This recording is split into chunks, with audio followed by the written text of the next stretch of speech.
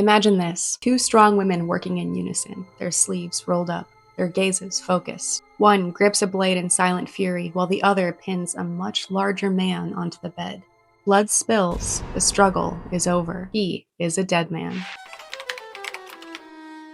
This isn't the opening scene of a Quentin Tarantino movie. It is, however, Judith Slaying Holofernes by Artemesia Gentileschi, and it is arguably one of the most emotionally charged, visually striking images of the Baroque period. It's a therapeutic exploration into trauma as well as a warning. And while this painting is based on mythology, there's likely a much darker, more personal reason why the artist chose to recreate it. So, what inspired this gruesome painting? Artemesia Gentileschi was born in Rome in 1593, the only daughter of artist Orazio Gentileschi and one of 5 children. Her mother unfortunately died in childbirth when Artemesia was at the age of 12, so she had to grow up surrounded by brothers and her dad, navigating adulthood and becoming a young woman pretty much all on her own. Though her father initially intended for Artemesia to become a nun, I think she had plans of her own. She showed great artistic promise from an early age and was professionally trained in her father's studio, actually completing her very first professional artwork at the age of 17. And this was a huge feat. A painting like this would have taken other artists at the time possibly decades to complete. So having a 17-year-old girl create something like this in this time period was absolutely astounding. It's very likely that she was considered a prodigy, and growing up in an environment that could foster and cultivate that by having a father as a professional artist, I think was a really big benefit to her. Her father was also professionally trained by Caravaggio, and this influence reflects in Artemesia's own work. This can be seen through the layers of light and shadow, which is called tenebrism, as well as a lot of naturalism. It's very interesting to me as well that this was Artemesia's first professional painting. Susanna and the Elders has a lot of themes that seem to circle back in Artemesia's life, so it's almost kind of like a creepy foreshadowing for her. As you can see, there are these 2 older men who are very much observing this young woman who appears to be very uncomfortable. She is bathing, she is trying to leave a situation. You get where I'm going with that. While it was possible for women to become painters in the early 1600s, it was not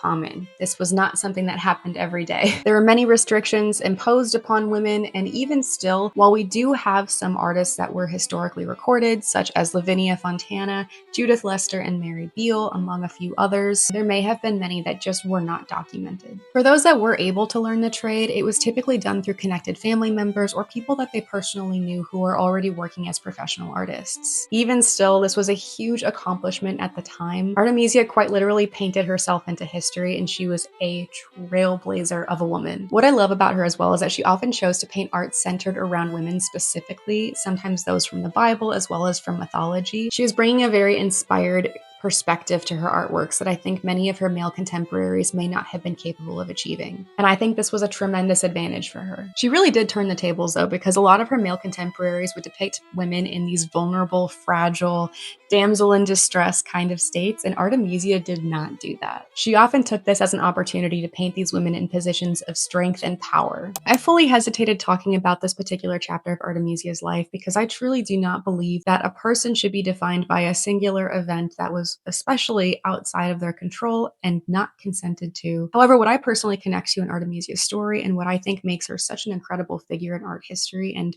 a powerful representation of women and triumph and trauma and all of that, was the fact that this event occurred to her and she didn't let it define her. Very quickly, trigger warning for those that have experienced any kind of particular trauma, especially sexual trauma.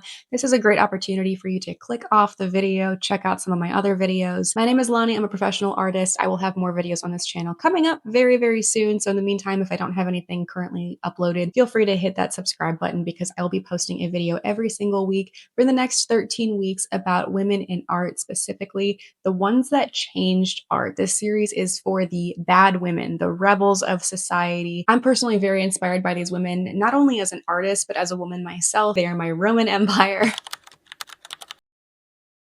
At 17 years old, Artemisia was raped by her father's colleague, a fellow artist going by the name of Agostino Tassi. What's horrific to me is that during this time, the rape was considered more of a crime against the family than it was a direct violation of the woman's autonomy. This event also occurred in her father's studio where Artemisia has trained. This studio was also connected to their home, so I'm sure this was traumatic for many reasons. I can imagine it may have felt like for Artemisia, there was really just no escape. Artemisia took him to trial. This was a big deal because at the time, a woman's reputation really meant everything. Her accusing her attacker and taking him to trial very well could have landed her a lifetime of ostracism, thus ending her career and forcing to abandon her true calling. Many artists at the time depended upon commissions from wealthy aristocrats who knew that position and perception were power. Being a woman in this field already made her vulnerable to criticism because she was often compared to her male contemporaries. Losing these commissions would have been extraordinarily detrimental to her career, and Artemesia was aware of her position in society and frequently fought to be seen as an equal in both talent and in skill. She was specifically quoted as once saying, "I will show your illustrious lordship what a woman can do."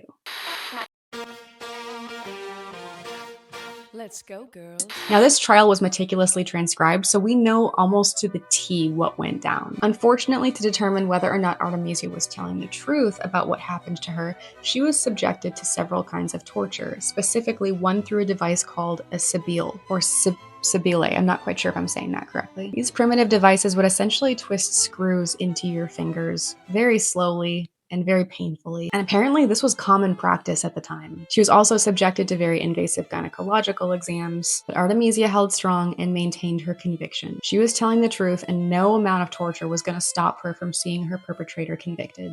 Tassi was ultimately found guilty and banished from Rome. However, according to the National Gallery, this punishment was never actually enforced. He only spent 2 years in prison. Ultimately, Artemesia's father did end up sending her away from Rome. Personally, if I were Artemesia, I would not want to be living in the same house where this event happened to me. I wouldn't even want to be living in the same city where this man existed. I believe also he wanted her away from the scandal so that she could have the chance at a happier life, which is more than fair. What I find to be really interesting about this trial, though, other information about Tassi was brought to light, which is just astounding to me that he only got 2 years of prison time. It was discovered that not only was he planning on stealing paintings from Artemesia's father, but he had a murder plot to kill his own wife. To salvage her reputation, Artemesia was married off to another painter by the name of, bear with me, I'm gonna really try to get this one, Pier Antonio Stiatesi, and together they built a life in Florence. Here she established herself as an independent artist in her own right. She was admitted to the Academy of Arts and Drawing, and she was actually the very first woman to do so. This was huge for her career because not only was she professionally recognized as an artist, but she had access to networks that were only accessible to men. She became a painter for dukes, cardinals, princes, and kings. She and her husband had 5 children of their own, though 3 died in infancy and 1 died before the age of 5. Her only surviving child was a daughter by the name of Prudentia, who was actually named after Artemesia's own mother, and she actually did survive into adulthood. Beautifully, Prudentia was trained as a painter by Artemisia, thus passing on a really beautiful family tradition, but this time it was from mother to daughter. It's so on brand for Artemisia. Her husband also ended up being a not-so-great guy. He did cheat on Artemisia quite a bit. I think he was also pretty jealous of her talent and her art, but honestly, this isn't about him, so we're just gonna move on. Artemisia took her pain and turned it into art by creating one of the most iconic paintings to come from this time period.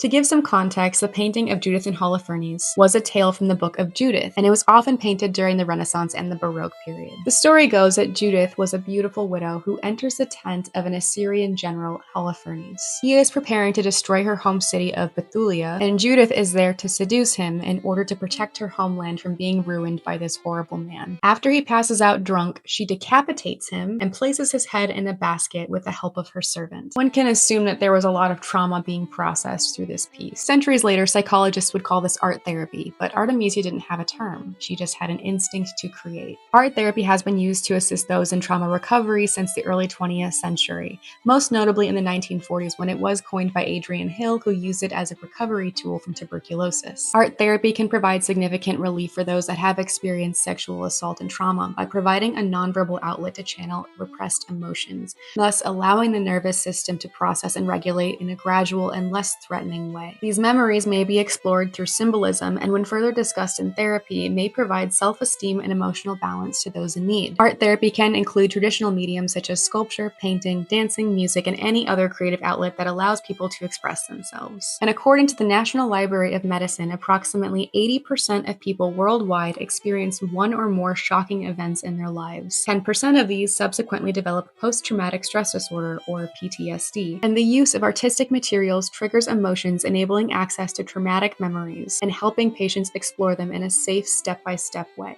The resulting artwork is visible, tangible, and has lasting character.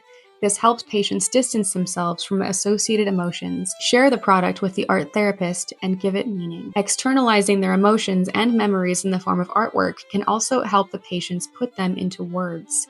Ultimately, this all enables patients to process and integrate traumatic experiences. Art therapy isn't just for those that have experienced trauma, it is truly open to everyone, including children and adults of all ages. Those suffering with mental health conditions such as depression, anxiety, PTSD, eating disorders, and more. The really incredible thing is that she did not allow her trauma to define her. She went on to live a full accomplished life as a mother, as a painter, as a creator, and as a trailblazer. She had a very successful career as an independent artist and eventually even opened her very own art gallery. She continued paving the way for future generations of female artists to follow after her. It is important to note that during this time it was very popular for artists to create paintings depicting scenes of violence. It's impossible to know for sure whether or not Artemesia intended for this painting to feel like a personal attack against Tossi, though artists throughout history have absolutely used their craft as a means of personal exploration and self-expression. To add further evidence to this, I do want to point out that Artemesia actually used herself as a model for Judith. She quite literally inserted herself into this painting as Judith, holding the knife. So for me, this begs the question, where does the artist end and the creation begin? And I'm going to leave that as a little cliffhanger for next week's episode. If you've made it to the end of this video, thank you so much. Like I said, this is going to be a 13-week series where I am exploring female artists of all kinds. That is painters, writers, actors, dancers, you name it. And I am so excited just to continue creating myself. Thank you guys so much for watching, and I hope you have an absolutely wonderful rest of your day.